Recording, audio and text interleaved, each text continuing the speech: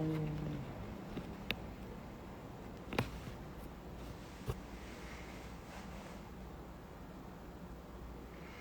everyone, my name is Tanner Vaughn. I am the Digital Marketing Coordinator at AGTA, and today we have Mikola from Nomads coming on for an interview, and he won second place in the Pairs and Suites division of our AGTA Spectrum Awards. So if you just give us a moment, get Mikola on here, and then we will get started.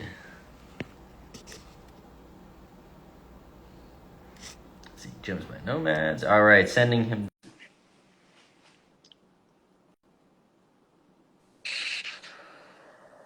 Hi. Hey, Mikola, how are you? Good, and you? Good. So, do I have it that you're in the States right now for, was it your daughter's wedding? Yes. How exciting. Thank you. It's nice. We just arrived to Tucson. I'm sure nice weather out there right now. Yeah, it's beautiful. Well, thank you for coming on today. Thank you. And then we will, So, everyone, this is Mikola of Nomads, and he won second place in this year's Spectrum competition in the Pairs and Suites division. So, first off, Mikola, tell us a little bit about Nomads and what you guys do, what you're all about. Yeah, so Nomads is unusual. It's not just me and some support staff. It's a team of 4 full-time partners, and the employees also feel like part of a team. So it's my name of the winner, but the gems which won were actually cut by my business partner, who is also a cutter.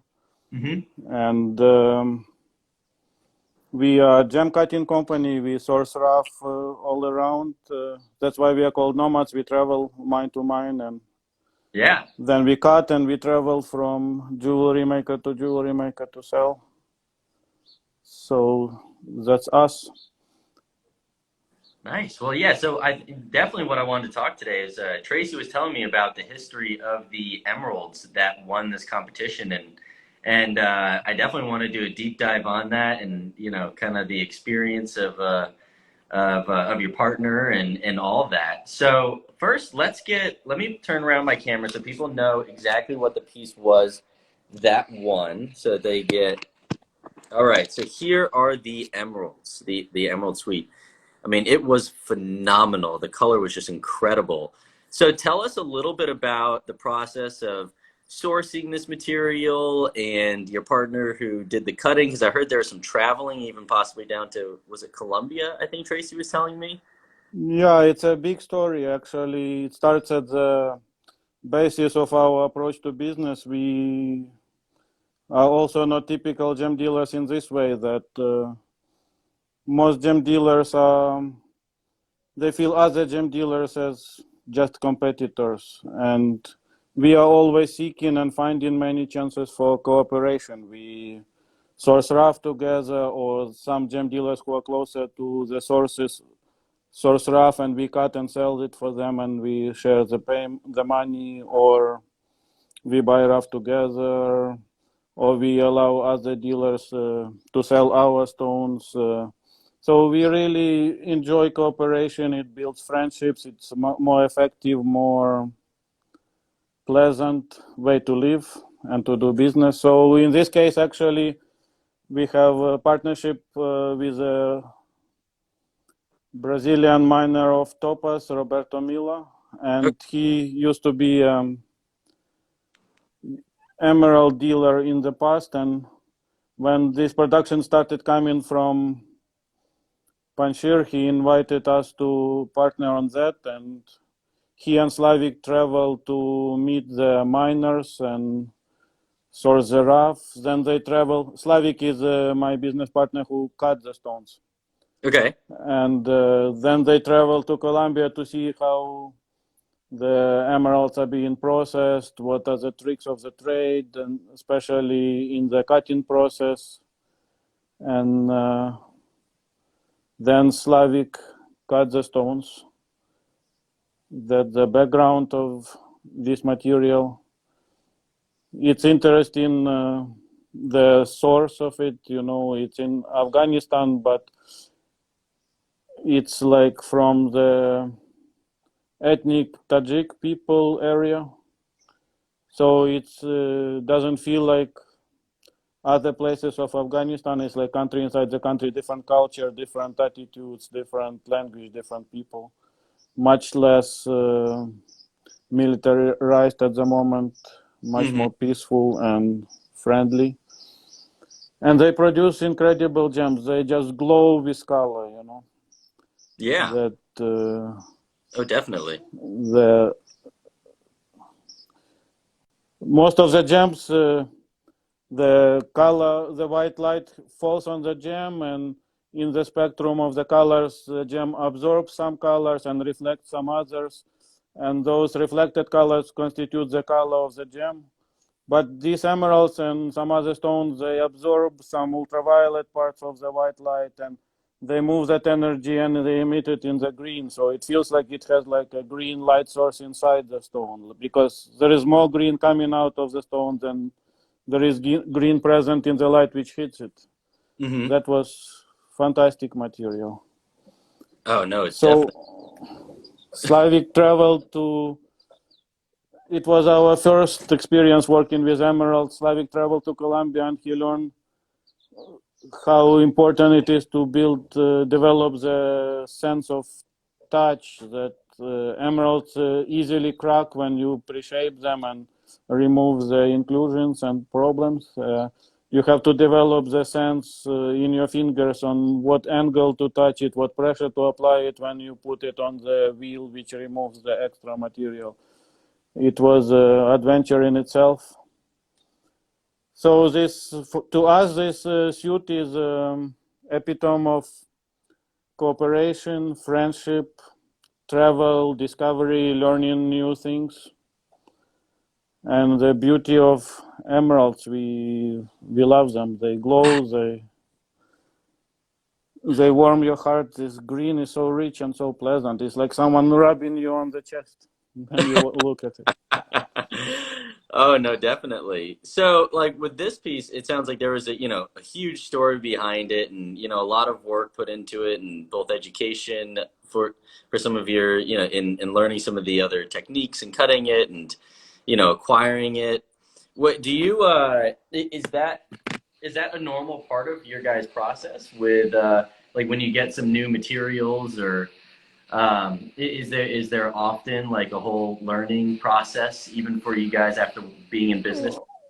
You know, cutting. Oh, if it's something we haven't known before, yes, but emeralds are specifically tricky. They are Okay. very cracky, very easily fall apart if you push the like pieces chip out.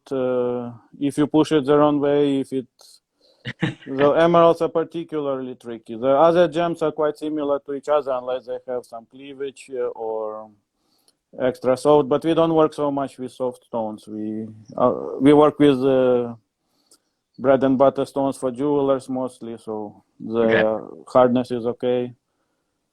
So we're always learning, but not as intensely, not as much.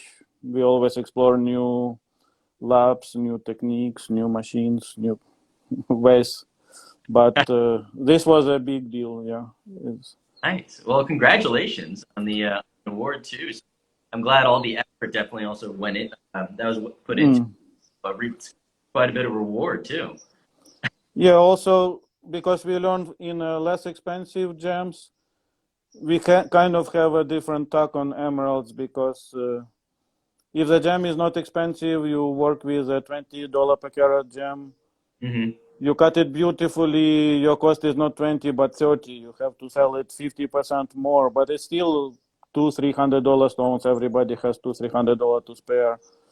So you learn to see that it's worth it to have less yield but more symmetry, more brilliancy, better way the gem plays with the light, the proportions, the bigger patterns of bigger facets, which also lose yield, lose weight. So we took a risk and we brought this approach to traditionally very thrifty with a rough material. Okay. So if you look at this suite, normally emerald suites, the matching pairs are approximate matches. The culet is off center a bit. Some stones are more deep, some are more shallow. This all match each other perfectly in size, in angles, in the way they play with the light, in the way they reflect the light. They are perfectly symmetrical, large facets, just the right depth, not too shallow, not too deep, and all similar depths. All the stones which match each other precisely. You normally don't realize it consciously, but subconsciously you are much more attracted to exact symmetry than to approximate symmetry. We love this suite. Oh, I mean, I totally understand. Do you expect seeing to sell this to a jeweler or designer as the full suite? Do you think it's going to be broken up a little bit, or like a necklace maybe? What Yeah, I think is breaking it up would be like would go against the grain of our soul and heart. You know, we put work to match it, effort, sacrifice material. Even somebody paid us extra to break it up, we would. I'm not sure we would jump on it. You know, but for a jeweler too, it's much easier to source a single stone or a few stones than a nice match, and it's not like huge.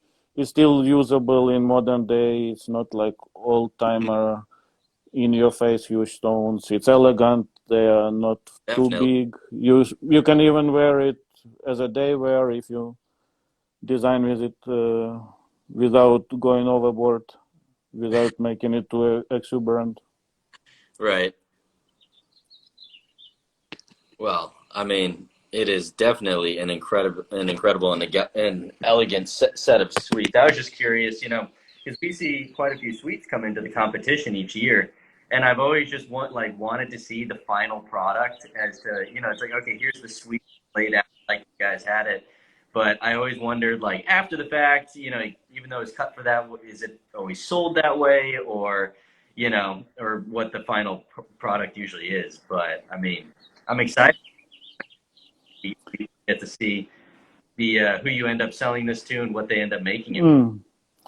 Me too. We are kind of rarely see the feedback. Jewelers buy from us and they make something, and maybe only 2-3% of the gems we sell, we get to know what was done with them. So if someone gets this, please share it with the world. Let us know.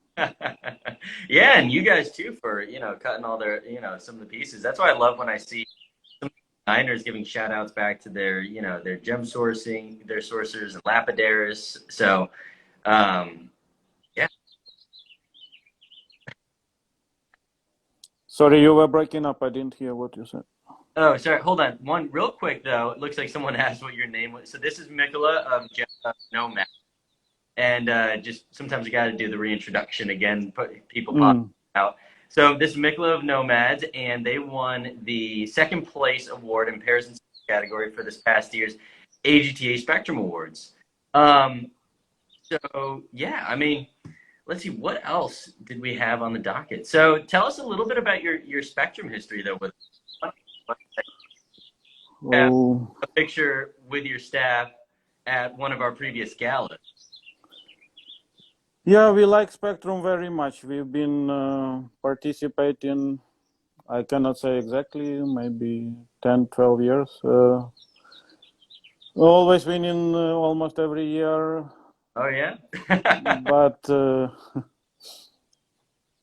even winning is not that big deal to us. It's being part of the community of people who appreciate gems and move gems to the world. And it's so important nowadays when gems are overshadowed by advantages in new phones and social media and and all other things, they becoming a thing of a past, and to try to find a new way of gems interacting with the world and people looking at them in a new way is important, and AGTA is doing a good job, and we really like the gala. We always dance wildly at the party, and we enjoy the gathering together of people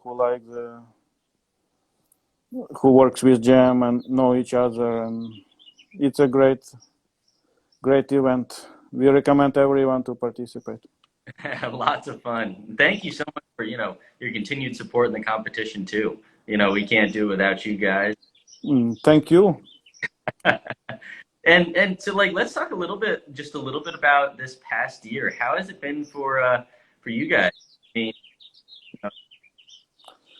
The last year we digital presence. I mean, especially the cell sector, you guys are probably one of the most just one of the most robust websites and digital content. So I'm very impressed from my view. So how has that kind of maybe played into this past year for you? Yeah, we somehow were lucky that we started working on our moving some part of our business online maybe 3 years ago. We started building a website. We started learning. There's so many new things to learn when you are trying to move your business online. Photography, the art of writing, the art of acting when you present your gems. It was a learning curve. It took us 2 years just to make website live. We scraped a few websites, and it was so lucky that as it went live and started picking up followers, it became essential to our survival. We cannot travel, customers cannot travel to us, so it was doing very well, and we were lucky. It's actually, our website is unusual in the gem trading websites, that there are normally two kinds of website. Other dealers put the gems with the prices visible to everyone and anyone. Mm-hmm. And for the jewelers, they are open to their customers looking up how much it costs to them. That's a trouble. And other type is the gem dealers put gems and they don't put prices, and you have to inquire the price, and it's not very practical to shop. Like if you see all the prices in front of you, you quickly, this is for me, this is not for me. If you don't know the price, you call, you spend time, and the price turns out to be not for you. It's not practical. So we've been thinking for a long time how to handle it, and we zoomed in on this business model that all our gems are displayed with the price, but the access to this catalog of gems is behind the password, only open to jewelry makers. So it's very practical, very convenient to work with, and at the same time, we don't go after our customers, and our customers feel very appreciative. Feel business to business relationship to grow over the years, and that also helped. It's much more slow to induce people to subscribe because they have to prove to us that they are jewelers. Right. It's a barrier for entry, but in the long term, we will stick to this business plan. Yeah, but it still beats sometimes having to wait till the next trade show comes around. Because I'm especially sure, nowadays. Especially nowadays. And I did see a question come in from someone in the audience. Is there going to be a Tucson show next year? And yes, there is. We were bummed out it didn't happen this year, but there will be an AGTA Gem Fair in 2022 back in February again. Just wanted to clear up that question. I saw that one come across as we were talking about online and, the lack of some of the gem shows this year, which is a bummer. But I'm so glad that at least that you guys kind of got on the website, on the website and making that and doing everything. Kind of, it sounds like it was all ready to go and you guys were already active online before the whole pandemic hit. So I'm I'm sure you guys are very appreciative of that, you know, and it just sounds like timing worked out great. Yeah, it was some silver lining to this trouble. Yep. And I think some of the jewelers, especially people in remote locations or people who are price sensitive, for them, maybe even after we are back to normal, this will be a good alternative to travel, because if you only need a few gems, and traveling budget will make your gems so much more expensive. Oh, definitely. And this way you receive the shipment, you return, we have no questions asked returns if you don't like what you got. And it, I think it will retain some portion of the business will keep going through online channels, especially to the more remote or smaller or price sensitive jewelry makers. Oh, definitely. I could totally see that. So if you've so our last little part for this interview is that I like to wrap up a lot of these interviews with is, do you have any pieces of advice you'd like to share with some of our listeners, especially people that may be in the trade, or maybe just getting started off, or you know, maybe some of your colleagues in the wholesale kind of side of the industry? Um, mm, Maybe many people who come into the gem trade they rightly focus on the gems, but maybe a bit they lose the context of people. Pay attention to people. See yourself as part of the flow of gem from the source to the consumer, and see where you position yourself, what you do, what you provide to people upstream from you, what you provide to people downstream from you. See a bigger picture. Don't focus only like this piece is cost $20, I can sell it for $30. And be more open for cooperation. Don't stress so much about competition, and be more aware of relationships aspect with other people, with your suppliers, with your customers, with your competitors. Don't view the competitors as evil and that's it. There are also positive upsides to competition too. Yeah, no, definitely. Well, Mikola, thank you so much for coming on today, Thank you. sharing your story, and you know, and all your little pieces of advice and wisdom. Because it sounds like you guys have had a great few, you know, last couple of years. And I mean, I know that your digital presence is fantastic, so keep it up. But you know, congratulations again too for this year's Spectrum winner. We can't wait for to see what you guys enter next year. I know that's always an exciting time. What it's going to be in October, so all the pieces kind of rolling in September is going to be an exciting time for us at the office. And then, yeah, I hope you stay safe in these next, you know, coming months, and have a great time at your daughter's wedding too. Thank you.